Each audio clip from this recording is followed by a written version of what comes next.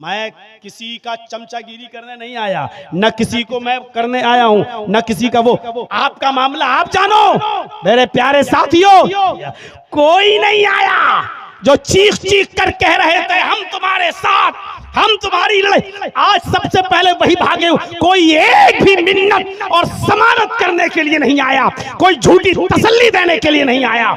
मकसद निकल गया दूर। मेरे भाइयों, इस वक्त लोमड़ी की तरह कलमंदी से काम लो। कुरान चीख चीख के कह रहा है उदउ इला सबील रब्बिका बिल हिकमति वल मौइज़तिल हसना। तुम्हें हिकमत दानाई से काम लेने की जरूरत है, दीन के मामले में भी, नेकी की तरफ बुलाने में भी, बुराइयों से रोकने में भी। जब दीन के अंदर ये था तो दुनिया के अंदर भी आपको अच्छा सोचना है। मेरे भाइयों, आप इंसान हो ना। एक मिसाल देता हूं। अल्लाह के नबी मक्के से जब मदीना गए, अल्लाह के नबी जब मक्के से मदीना गए तो मदीने के लोग क्या करते थे? हम या बिरूरन नख्ल, मुस्लिम शरीफ की हदीस के अल्फाज हैं। वो क्या करते थे? खजूर की कलमकारी किया करते थे। और खजूर की कलमकारी जानते हो क्या होती है? वो क्या कहते थे? ये नर खजूर का गाबा है, ये मादा खजूर का गाबा है, ये नर है, ये मादा है। और दोनों को ऐसे जमीन में बोते थे और ये बिलीफ था, ये यकीदा था कि ऐसे ज्यादा खजूर पैदा होंगी, ऐसे ज्यादा खजूरें पैदा होंगी। तो वो खजूर में क्या बनाते थे? ये नर खजूर का गाबा, ये मादा खजूर का गाबा, ये मेल, ये फीमेल, और ऐसे बोते थे। तो अल्लाह के नबी जब मदीने में गए तो अल्लाह के रसूल ने कहा माज़ा तस्नऊन, ये तुम क्या करते हो? ये नर, ये मादा।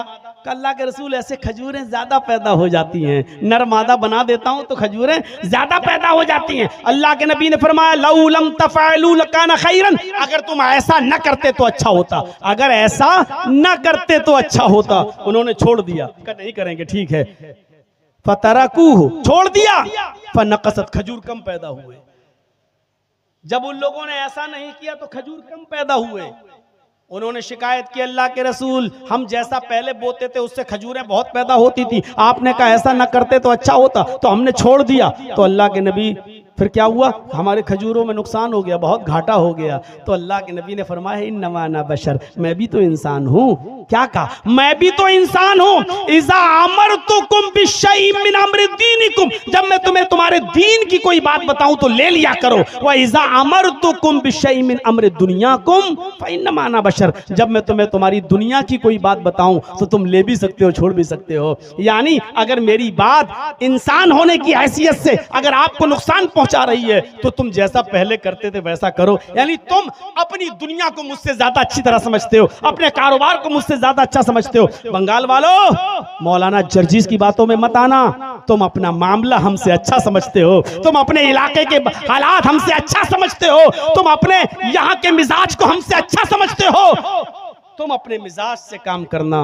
मौलवी जर्जीस की बातों में क्यों आए हो? मौलवी जर्जीस अब तो यूपी नहीं संभाल पा रहा, तुम्हारा क्या सवालेगा? तुम अपने इलाके को देखो। मेरे भाइयों, ये हिकमत और दानिशमंदी की जरूरत है आज हमें और आपको सबको। और सुनिए, क्या बात बताने की जब आई तो बता देता हूं मेरे भाइयों। अल्लाह के नबी के पास एक नौजवान आया, और सुनो नौजवानों सुनो, एक नौजवान आया और कहता अल्लाह के रसूल, मस्जिद में, अरे अल्लाह के रसूल, क्या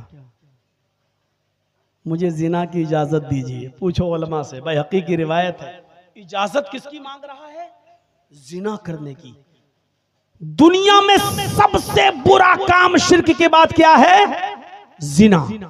किसी की माँ, बहन, बेटी के साथ गलत ताल्लुकात, नाजायज ताल्लुकात कायम करना। वो किस चीज की परमिशन मांग रहा है? दुनिया के सबसे गंदे काम की। और किससे मांग रहा है? दुनिया के सबसे बेहतर और अच्छे इंसान से, मुहम्मदुर रसूलुल्लाह से। नौजवानों, ये वाकया जरूर सुन लीजिएगा। अल्लाह के नबी से कहता है अल्लाह के रसूल, मुझे जिना की इजाजत दीजिए। जिना के लिए मेरे पास इंतजाम है, यानी मेरी कोई दोस्त है, मेरी गर्लफ्रेंड है, मुझे बस परमिशन दीजिए। अब सहाबा किराम उसको ऐसे कोहनी मार के कह रहे हैं, चुप चुप चुप, क्या क्या बोल रहा तू? अल्लाह के नबी ने कहा नहीं साथियों, इधर आओ। मस्जिद में जिना की इजाजत, दुनिया की सबसे मुबारक हस्ती के सामने दुनिया के सबसे गंदे काम की। अभी कोई मौलाना जर्जी से कहे कि जर्जी साहब हमारे यहाँ अड्डे हैं बने हुए हैं 500,000 रुपए में, क्या इजाजत है? तो हम क्या कहेंगे, भग कभी ने, आज के बाद बात मत करना, इतने गंदे काम की इजाजत में, भग, तेरे घर में माँ बहन नहीं है। ये समझाने का अंदाज है आज हम लोग। अल्लाह के नबी के सामने वो कह रहा, साहबा भी कह रहे हैं क्या मांग, चुप। अल्लाह के नबी कहते नहीं, इधर आओ, मिन्नी, मेरे करीब हो जाओ। बुलाया, क्या कह रहे हो? खुल के कहो, क्या कहते हो? अल्लाह के रसूल, मैं जिना करना चाहता हूं, एक लड़की से दोस्ती है मेरी, आपकी परमिशन की जरूरत है। आपने कहा ठीक है, मैं दे दूंगा परमिशन, लेकिन सुनो, जो काम तुम उस लड़की के साथ करना चाहते हो, अगर मैं तुमसे ये कहूं ये काम तुम अपनी माँ के साथ करो तो करोगे? क्या अंदाज था समझाने का। जो काम तुम उस लड़की के साथ करना चाहते हो, अगर मैं तुमसे ये कहूं कि ये काम तुम अपनी माँ के साथ करो, इसलिए कि जो चीज उसके पास है वही तुम्हारे माँ के पास भी है। सोचोगे आप? उसने कहा फिदा का भी वो उम्मी या रसूल अल्लाह, आए अल्लाह के नबी, मेरे माँ बाप आप पर कुर्बान, मैं ऐसा नहीं कर सकता। कौन शरीफ इंसान है जो अपनी माँ के साथ जिना करेगा? आपने कहा अच्छा ठीक है, अपनी बहन के साथ ये काम करोगे? उसने कहा अल्लाह के नबी सल्लल्लाहु अलैहि वसल्लम, मेरे माँ बाप आप पर कुर्बान, कोई भी शरीफ इंसान अपनी बहन के साथ भी ये काम नहीं करेगा। आपने कहा अपनी बेटी के साथ ये काम करोगे? उसने कहा अल्लाह के नबी, कोई भी शरीफ इंसान अपनी बेटी के साथ भी ये काम नहीं कर सकता। आपने कहा अच्छा ऐसा करो, अपनी खाला के साथ ये काम कर लो। उसने कहा कोई शरीफ इंसान अपनी खाला के साथ भी ऐसा नहीं कर सकता। आपने फरमाया अपनी फूफी के साथ ये काम कर लो। कहता मेरे माँ बाप आप पर कुर्बान, आए अल्लाह के नबी, कोई भी शरीफ इंसान अपनी फूफी के साथ भी ये काम नहीं कर सकता। आपने कहा जिस लड़की के साथ तुम जिना की परमिशन मांग रहे हो, वो भी किसी की माँ होगी, वो भी किसी की बहन होगी, वो भी किसी की बेटी होगी, वो भी किसी की फूफी होगी, वो भी किसी की खाला होगी। जब तुम अपनी बहन और बेटी के साथ अपनी माँ के साथ ये काम करना गवारा नहीं कर रहे हो, और ये भी नहीं चाहते हो कि कोई दूसरा तुम्हारी माँ बहन बेटी के साथ ये काम करे, तो फिर दूसरा ये कैसे चाहेगा जिसकी वो बहन होगी बेटी होगी भी, वो कैसे पसंद करेगा कि मेरी बहन के साथ, मेरी बेटी के साथ, मेरी फूफी के साथ ये गलत काम हो? कैसे बर्दाश्त करेगा? बोलो, तुम करोगे? कहा नहीं। तो फिर वो कैसे करेगा अगर उसको पता चलेगा तो? कहने लगा अल्लाह के नबी, आपने जैसे समझाया मुझे अच्छी तरीके से इल्म हो गया, मेरे सर पे हाथ फेरिए और मेरे लिए दुआ करिए। अल्लाह के नबी ने उसके सर पे हाथ फेरते हुए फरमाया, आए अल्लाह इस नौजवान की नजरों की हिफाजत फरमा।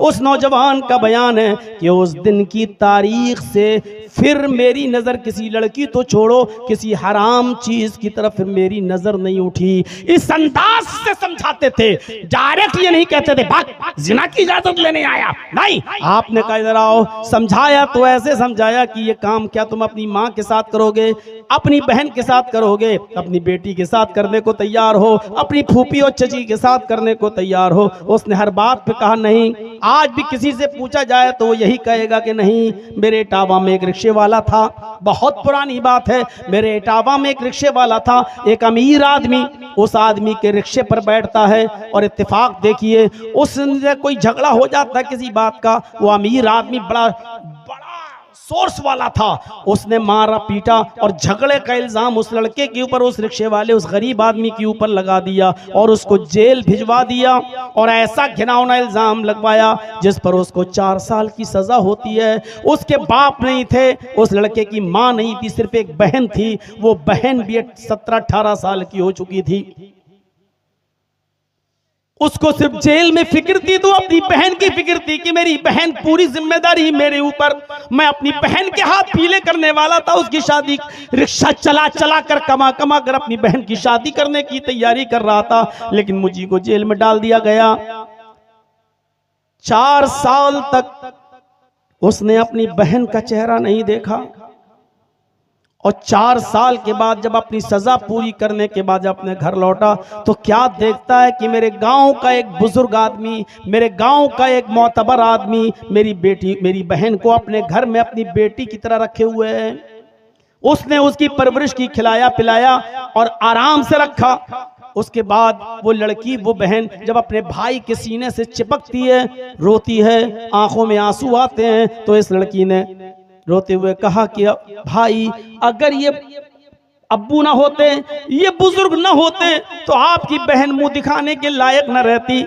मैंने सोच लिया था कि अपने भाई को जेल से छुड़ाने के लिए मुझे कुछ भी करना पड़े, मुझे अपना जिस्म ही क्यों ना बेचना पड़े, लेकिन मैं आपको जेल से छुड़ाऊंगी। लेकिन इस बुजुर्ग ने मेरी बड़ी इज्जत की है, अपनी बेटी की तरह रखा है, इसलिए मेरा हौसला बढ़ता गया। आए मेरे भाई, अगर ये बुजुर्ग ना होता तो आज आपकी बहन आपको मुंह दिखाने के लायक ना होती। जैसे उसने ये कहा, इस रिक्शे वाले भाई ने अपनी बहन का मुंह पकड़ लिया और कहा, खामोश, चुप, खामोश। दुनिया में ऐसा कोई मर्द पैदा ही नहीं हुआ है जो मेरी बहन पर गलत नजर डाल सके। उसने मुस्कुराते हुए कहा, भाई, अपनी बहन पर इतना गर्व कैसे? उसने कहा, बहन पर गर्व नहीं, मुझे अपने आप पर गर्व है।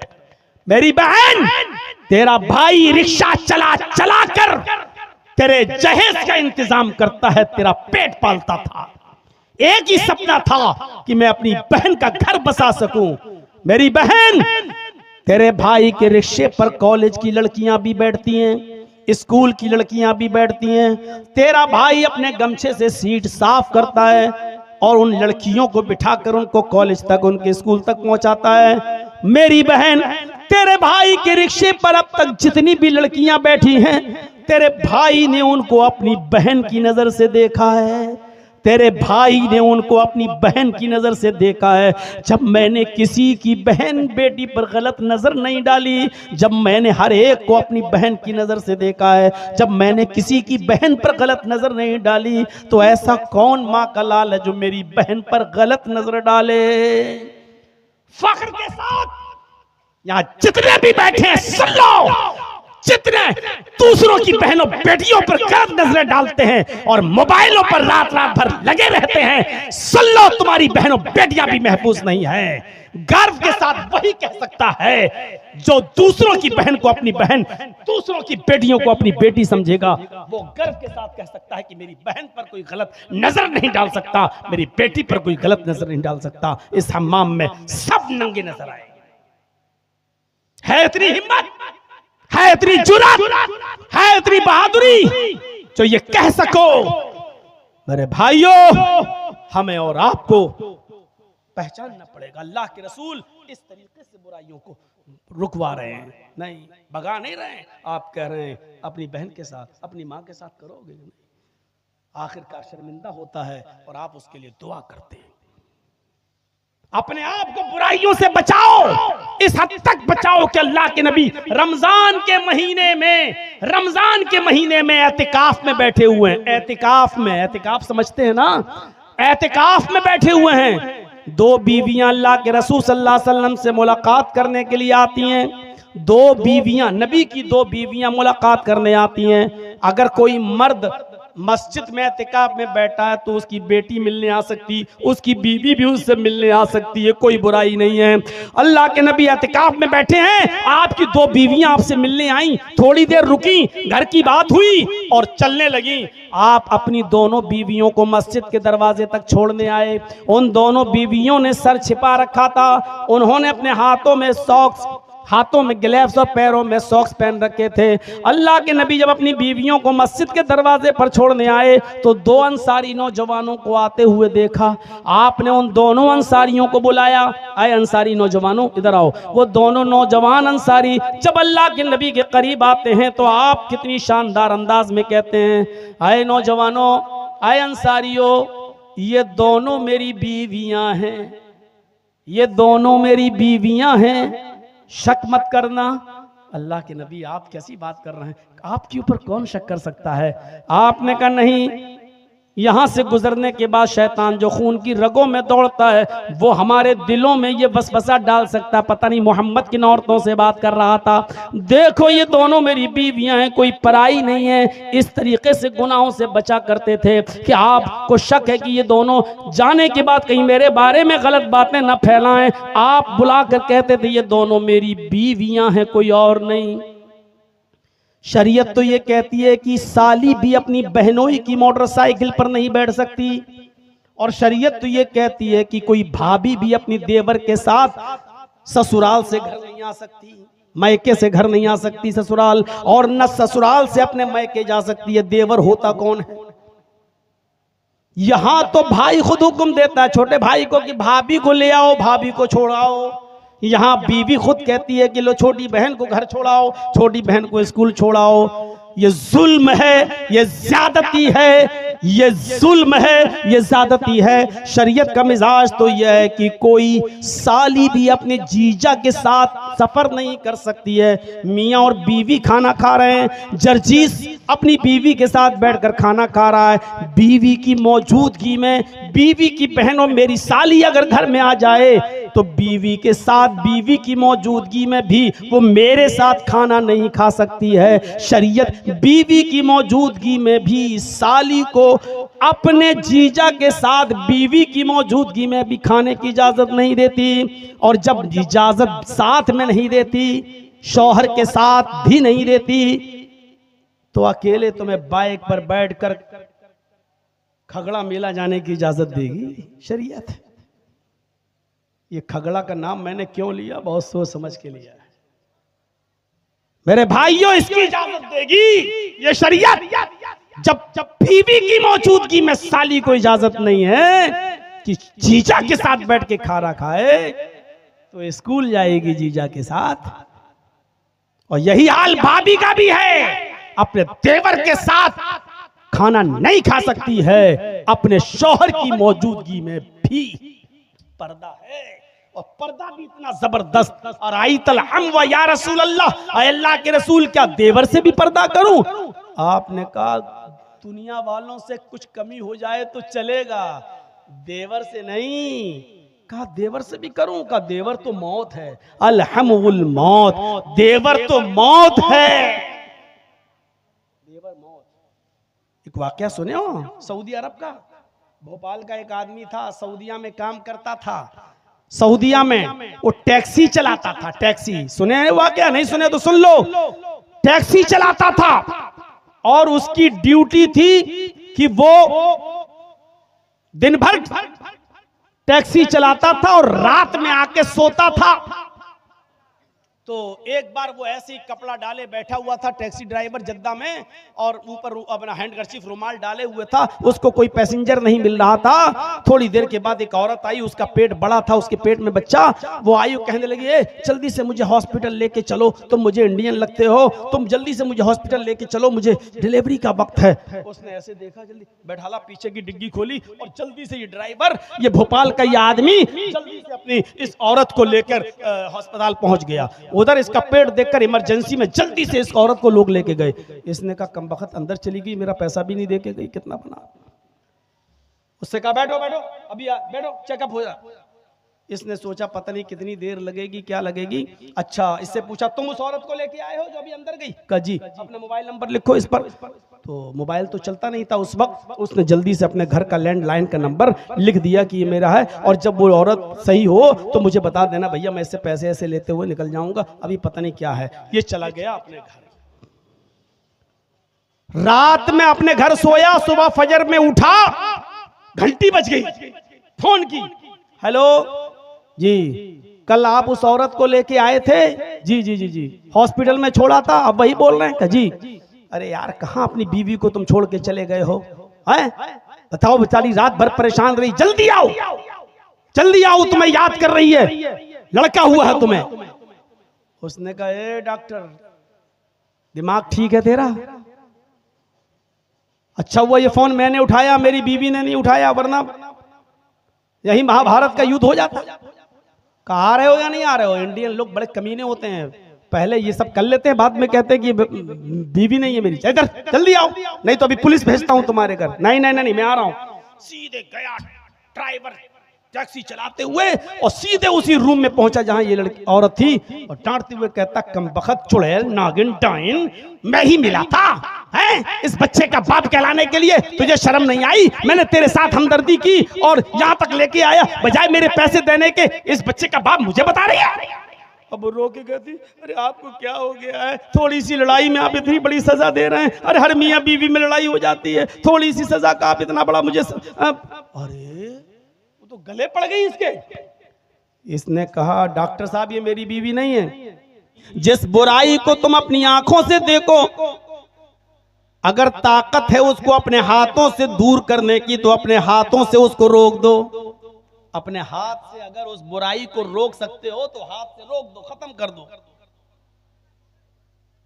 लेकिन अगर हाथ से रोकने में झगड़ा हो सकता हो, लड़ाई हो सकती हो, दंगा हो सकता हो, किताल हो सकता हो, मारपीट हो सकती हो, तो अल्लाह के रसूल ने कहा कि फिर उस बुराई को अपने हाथ से मत रोको। जबकि बुराई को हाथ से रोकना ही है, हाथ बुराई को खत्म करना है। मसलन ये कैमरे वाला है हमारे सामने उठक पटक कर रहा है, अपने हाथ से रोकने की ताकत है मुझे, लेकिन डर लगता है कि अगर हाथ से रोकेंगे तो ये सब चैनल वाले इकट्ठे ना हो जाएं, ये कहीं मारपीट पे आमादा ना हो जाएं, कोई इसके फेवर के 8-10 आदमी फिर मारपीट पे तैयार ना हो जाएं। तो अगर फितने का डर हो, फसाद का डर हो, लड़ाई और झगड़े का डर हो, 500 आदमियों की बारात आ रही है, वो बारात आप लोग कहते हो, हम लोग तो डाकू कहते हैं, ये चोर आ रहे हैं, लुटेरे डाकू, अपने हाथ से रोक लोगे?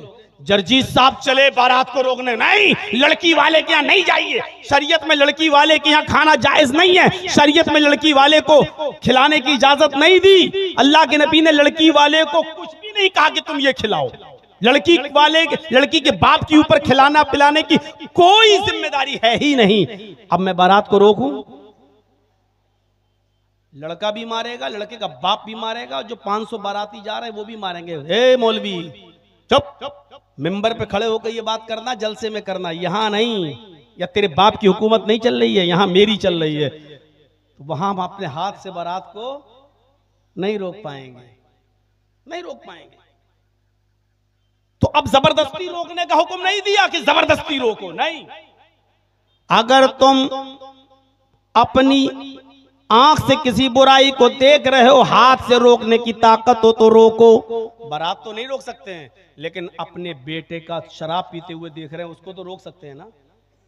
अपनी बेटी को बेपर्दा घूमते हुए देख रहे हैं, वो तो रोक सकते हैं ना।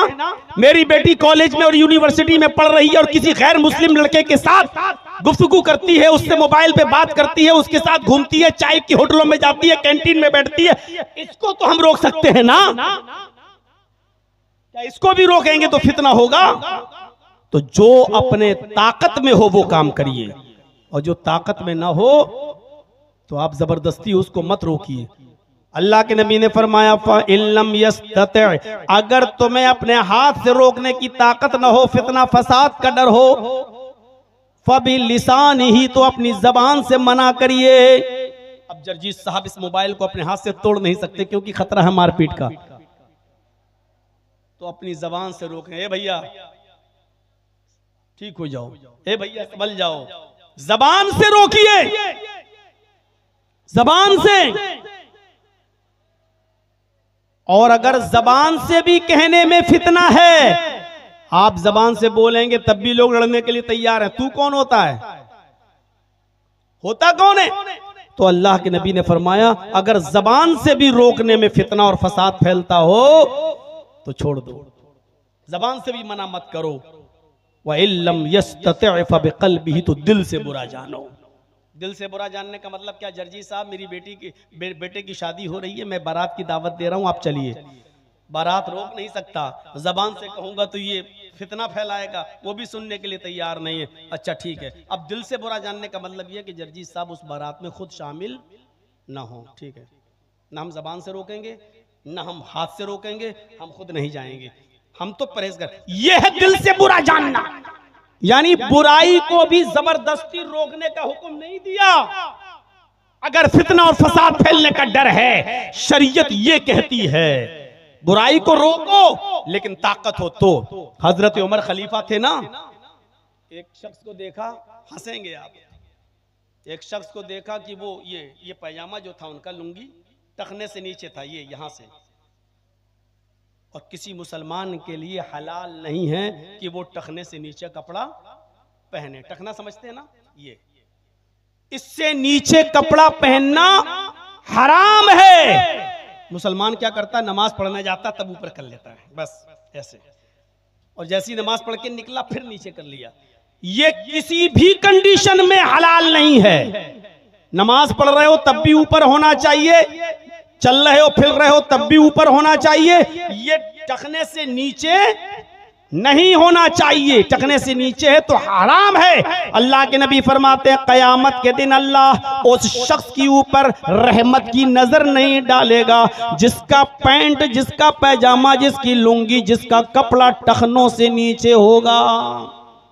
दुनिया में जो कपड़ा टखनों से नीचे पहनता होगा, कयामत के दिन अल्लाह रब्बुल आलमीन उसके ऊपर रहमत की नजर नहीं डालेगा।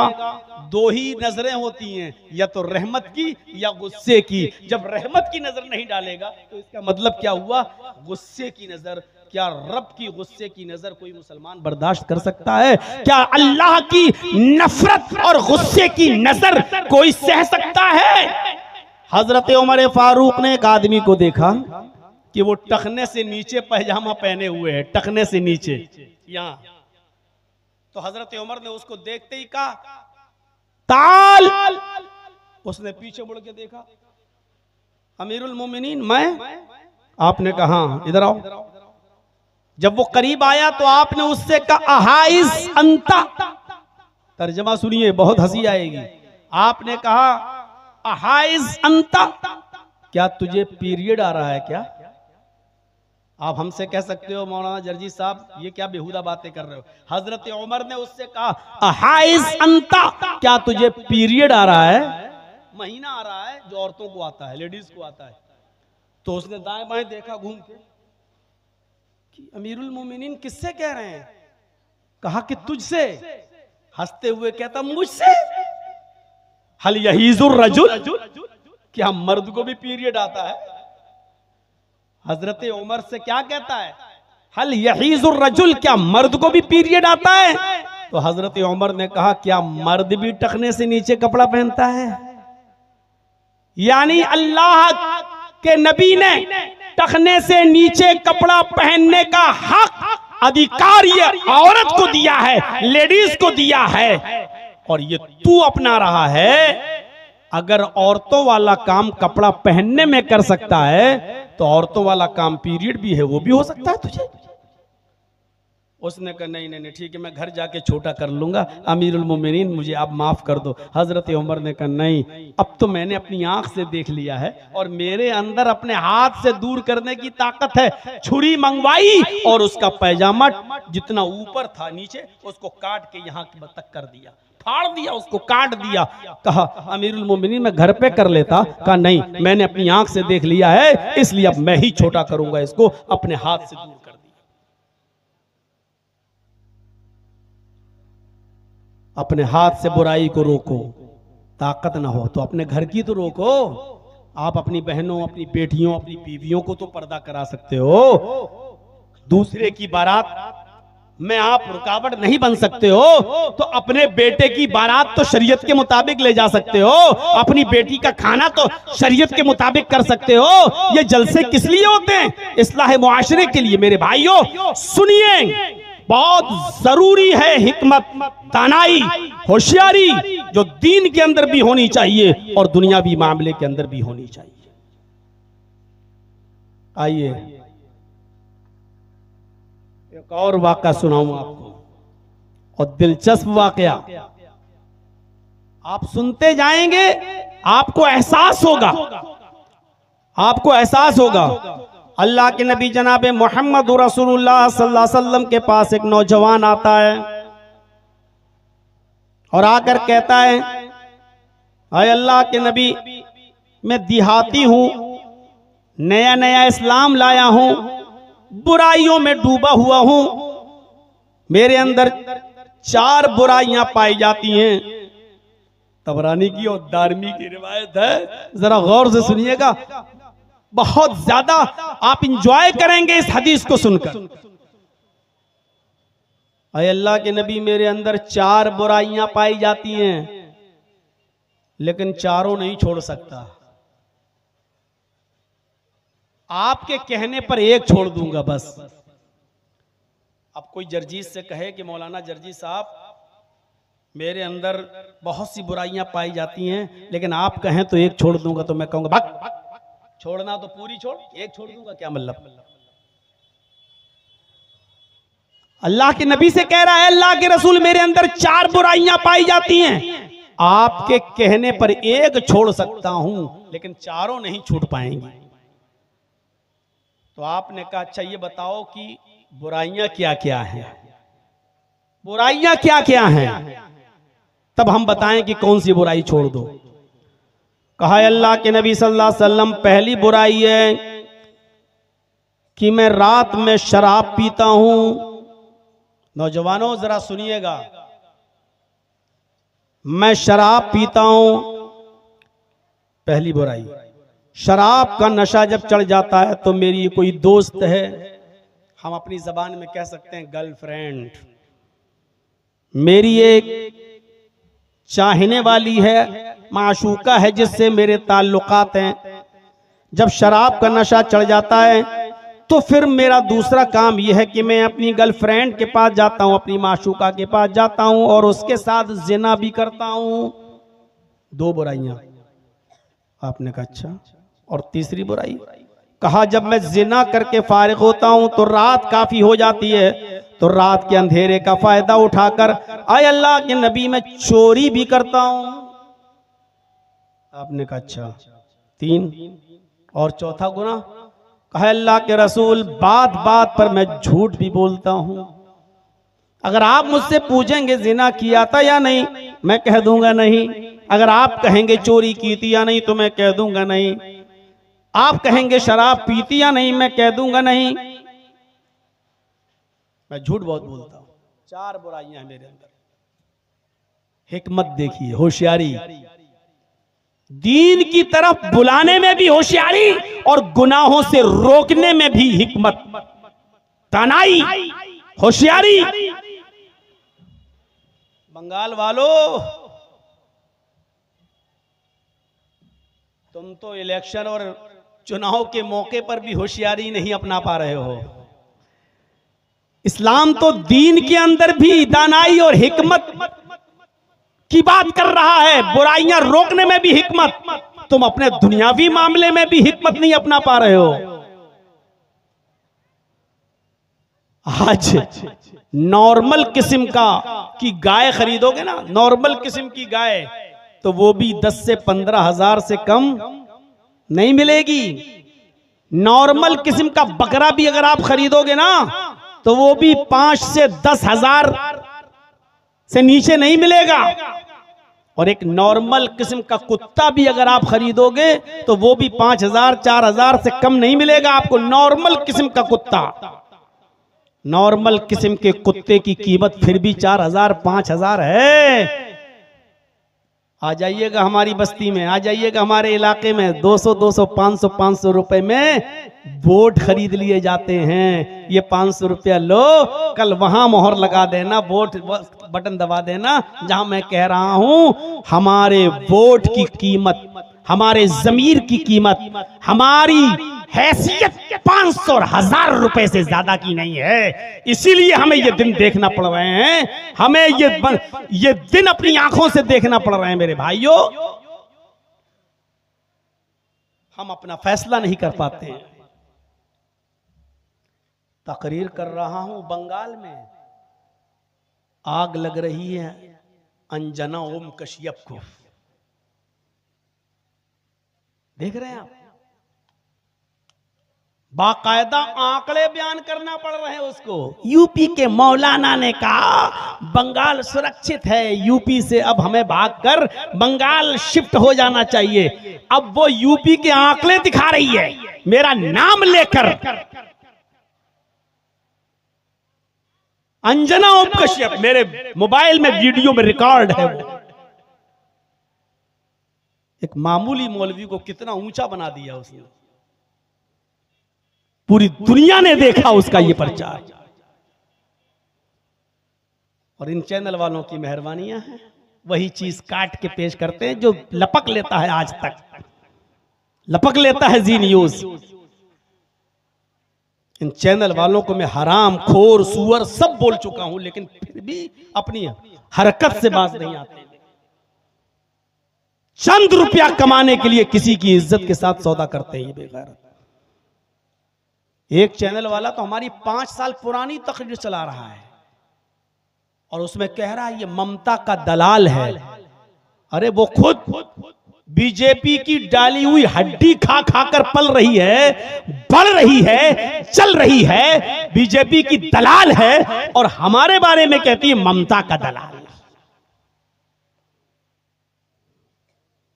मिल गया ना मसाला। अब इसी को काट छांट के कल पेश करोगे ना, तभी तुम्हारे व्यूज बढ़ेंगे ना। और मेरी नजर अब तुम्हारे ऊपर रहेगी, कसम खुदा की मैं केस करूंगा, रिपोर्ट करूंगा क्राइम ब्रांच में और तुम्हारे चैनल को हम बंद करवाएंगे, अल्लाह की कसम, अगर ये चीज आई सामने। अब मैं अल्लाह की कसम खा के कह रहा हूं, बाद में हाथ पैर जोड़ोगे तो माफ नहीं करूंगा। मैं आज कह दे रहा हूं, जैसे अल्लाह के यहां शिर्क के अलावा हर गुनाह की माफी है, मेरे यहां पर भी इसकी कोई माफी नहीं।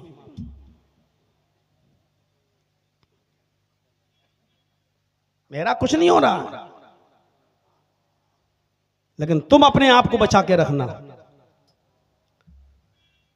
तो मेरे साथियों, उसने कहा अल्लाह के रसूल मैं शराब पीता हूं, फिर जिना करता हूं, फिर चोरी करता हूं और उसके बाद मैं झूठ भी बोलता हूं, एक छोड़ सकता हूं। कोई कहे जर्जी साहब एक लड़की से मोबाइल पे बात भी करता हूं, मेरी दोस्ती है कॉलेज की लड़की से, मैं शराब भी पीता हूं, आप बताइए कौन सी चीज छोड़े। मैं कहा हट, क्या कहूंगा, हट, मुझसे बात मत करना, इतना गंदा है तू इंसान। अल्लाह के रसूल ने उससे ये नहीं कहा कि बड़े गंदे इंसान हो। आप बुराई से नफरत करते थे, बुरे इंसान से नहीं। आपने कहा अगर आज मैंने इसको भगा दिया तो ये इस्लाम भी छोड़ बैठेगा और ये गुनाह भी करता रहेगा। आपने उससे कहा इधर आओ, इधर आओ, इधर आओ, करीब किया, उदनु मिन्नी, करीब हुआ। आपने उससे कहा शराब पीते हो जी, जिना भी करते हो जी, चोरी भी करते हो जी, सब रात में करते हो जी, झूठ भी बोलते हो कि हाँ, तो चारों नहीं छोड़ पाओगे।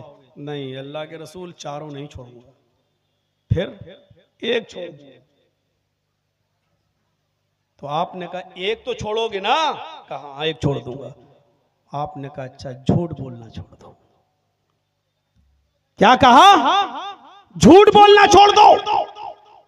हंसने लगा, कहता अल्लाह के रसूल लड़की छुड़वाई होती तो मुश्किल होता, शराब छुड़वाई होती तो मुश्किल होता, चोरी छुड़वाई होती तो मुश्किल होता, आपने झूठ छुड़वाया, जी तो बाएं हाथ का काम है। वादा करता हूं झूठ नहीं बोलूंगा। आपने कहा ऐसे नहीं, मेरे हाथ पर हाथ रखकर बैठ कर। उसने हाथ पे हाथ रखा, अल्लाह की कसम खाकर वादा किया, मैं आपके हाथ पर हाथ रखकर अल्लाह की कसम खाकर वादा करता हूं कि मैं अब झूठ नहीं बोलूंगा। आपने कहा अल्लाह तुझे तेरे वादे पर पक्का रखे। चला गया। अब घर पे आया, रात में 3 काम तो करूंगा, झूठी तो छुड़वाया है।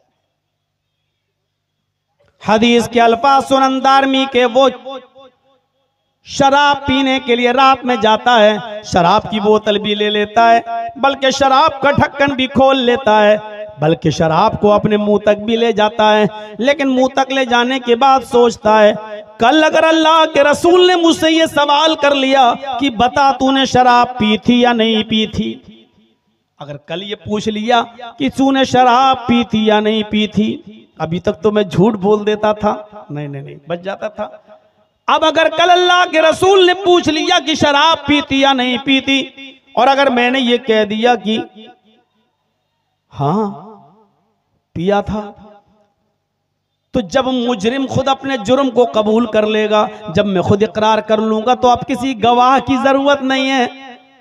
फिर मुझे 40 कोड़े मारे जाएंगे, मैदान में खड़ा करके अल्लाह के रसूल कहेंगे इसको 40 कोड़े लगाओ, इसने खुद एतराफ किया है, इसने खुद कबूला है कि मैंने शराब पी। और अगर मैं ये कह देता हूं कि नहीं मैंने शराब नहीं पी, तो एक बुराई छोड़ने का वादा करके आया हूं और अल्लाह की कसम खाकर वादा करके आया हूं। यहां तो बात बात पे कसम खाई जाती है,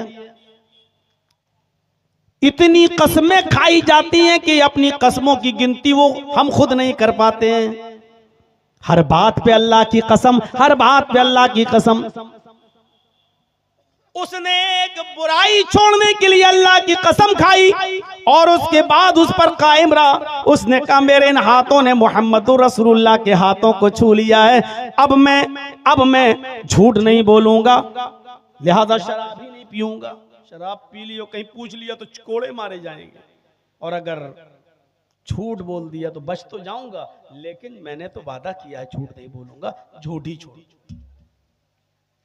शराब छोड़ दिया, अरे शराब नहीं पीऊंगा तो क्या मर जाऊंगा? चलो दिमाग तो खराब था ही, शराब छोड़ दिया। अब दिमाग में गया, लेटा लड़की के साथ उसकी रान पर, उसकी गोद में सर रखकर कहने लगी आज तुम टेंशन में लग रहे हो। कि हाँ टेंशन में हूं। क्यों, क्या हुआ? अरे ऐसा सा ख्याल है, चलो यार आओ।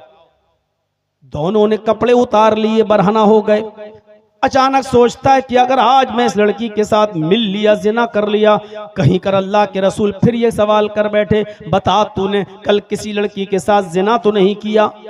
मैंने अगर कह दिया कि हाँ मैंने जिना किया, अगर मैंने कह दिया हाँ किया, तो कुआरा होने की वजह से मुझे 100 कोड़े मारे जाएंगे। एक कोड़ा खाने की ताकत तो है नहीं, 100 कोड़े कैसे खाएंगे? और अगर मैंने कह दिया कि नहीं मैंने जिना नहीं किया, तो ये झूठ हो जाएगा, और मैंने अल्लाह की कसम खाकर वादा किया कि मैं झूठ नहीं बोलूंगा। उसने लड़की को भी धक्का दिया, हट मैं तेरे साथ भी नहीं मिलूंगा, अगर मिलता हूं तो 100 कोड़े, और नहीं झूठ बोलता हूं तो मैं झूठा, और झूठ छोड़ने का मैंने वादा कर लिया है, नहीं मिलूंगा। आगे बढ़ता है, चोरी करता और चोरी करने में कामयाब। सोना चुरा लिया, चांदी चुरा ली, जेवरात चुरा लिए, थैले में भर लिए, उस घर से वापस आने लगता है। सोचता है अगर अल्लाह के रसूल ने पूछ लिया कि बता कल तूने चोरी की थी या नहीं, और मैंने कह दिया हाँ, तो हाथ काटा जाएगा, और अगर कह दिया नहीं तो ये झूठ होगा। उसने जो सामान जहां से चुराया था वहीं रख दिया, सीधे आया, घर आया, सो गया, फजर की अजान हुई, चला गया, नबी के पीछे नमाज पढ़ा। अल्लाह के नबी ने सलाम फेरा, उसको अगली सफ में देखा, आपने उसको बुलाया, इधर आओ, आज की रात कैसी गुजरी? सर नीचे कर ले। आपने कहा नौजवान मैं कुछ पूछूंगा नहीं तुमसे, मैं सिर्फ इतना पूछना चाहता हूं, आज की रात कैसी गुजरी? कल तो बहुत हंस रहे थे तुम। कहा अल्लाह के नबी जब आपने कहा झूठ छोड़ देना तो मुझे हंसी आई, आपकी अकल पर कोई बहुत बड़ा काम थोड़ी छुड़वा रहे हैं आप हमसे, झूठ छोड़ने के लिए कह रहे हैं, लेकिन मुझे नहीं मालूम था कि झूठ ही तमाम बुराइयों की जड़ है। आपने झूठ छुड़वाया, इस झूठ ने मेरी सारी बुराइयां छुड़वा दी। कल मैंने जिना भी नहीं किया, चोरी भी नहीं की, शराब भी नहीं पी, और झूठ छोड़ने का वादा तो कर ही लिया आपसे। आपने कहा मैं जानता हूं अल किज़्बु रासुज़्ज़ुनूब, झूठ ही तमाम बुराइयों की जड़। ईमानदारी के साथ बताइए कैसी हिकमत है?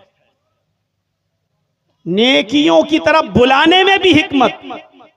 नमाज की तरफ बुलाना, नमाज पढ़ने लगे तब कहना रोजा, रोजा भी रखने लगे तब कहना ज़कात, ज़कात भी देने लगे तब कहना हज। एक एक करके नेकियों की तरफ भी हिकमत और बुराइयों से रोकने में भी हिकमत।